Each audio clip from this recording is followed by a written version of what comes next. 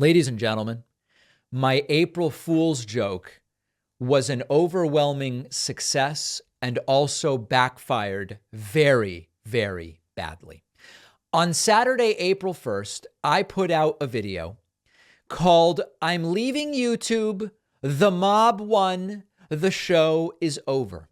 That video, as of this recording, has more than 500,000 views.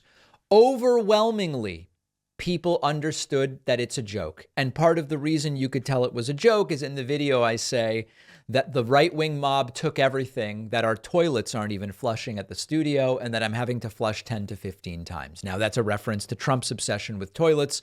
The entire thing was a joke. But one of the things that is this is sort of a math thing, okay? And I realize this. If 500,000 people see the video and 99.9% realize it's a joke, if 0.1% don't realize it's a joke, that's still 500 people who think I'm being serious. And of those 500 people, half might email me. Now, I think in reality, the numbers are more like 99.5% of the audience realized it was a joke, but about 0.5% didn't. When these are the numbers, that's thousands of people. And I received hundreds of emails saying, "David, I'm so sorry that this is happening. I can't believe it." Brian Tyler Cohen, fellow YouTuber, texted me and said, "Hey, people are contacting me saying, you've got to help David Pakman. He needs help. They're taking his show. Can you get him a lawyer? Can you help him?" I heard from actors and politicians that I didn't even know had any idea who I was saying, "David, I'm really upset. Can I get you an agent? How can I help you get the show back?" And I explained to everybody, it's just an April Fool's joke, but it is really something else. A couple of the messages that I got, here is one. This I really found this one funny. Jill commented, "My husband called out to me while I was in another room. Pakman is ending the show. The anti-woke mob won." And I called back, "Today is April 1st. I love this. I'm visualizing Jill's husband yelling from the other room, and Jill immediately knows what's going on and says it's April 1st. And then Jill's husband goes, "Oh," and then goes right back to it. But Jill did say, "I would have believed it if I saw the video first." I got a bunch of different voicemails about this. Here's one. "Hello, David. Please stick with it. Don't let them son of a bitches put you out of business. You're stronger than they are.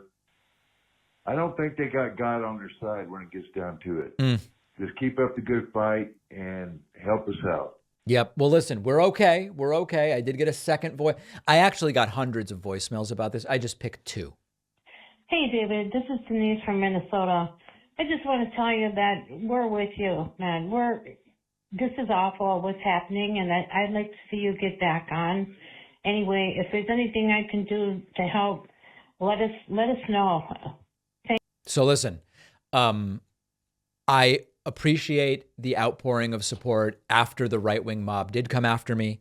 We are not canceled. In fact, March on YouTube was one of our best months in a long time. Thanks to the right-wing mob, they generated such interest in what we are doing. And of course, the bad faith takes about what we did led to a backlash where we actually, I'm so grateful to everybody is the point. One other aspect to this, which I have to say has been so uplifting. Some people wrote to me and said, "David, I realized it was an April Fool's joke by the end of the video. But in the first 40, 50 seconds, I thought it was for real. And I was so upset that it made me realize how much I value what you do. I was taking it for granted. And then when you said that they won, that they canceled you, I became so upset that I realized I really should actually be supporting the show. If I was this upset at the prospect of the show being canceled, it made me realize I actually really value this and I should get a membership for a couple of bucks." And a couple dozen people wrote to me about that. So listen, if you were upset by the joke, it's just a joke. Okay, that's all it is. The show is here. We had a fantastic March. We are here. We've got so much going on. We're pushing into the primaries, the Trump indictment, the arraignment, all of it, the 2024 election, and I appreciate every single person in the audience, including everybody who has started new support over the last week. Let's keep going. Let's press forward.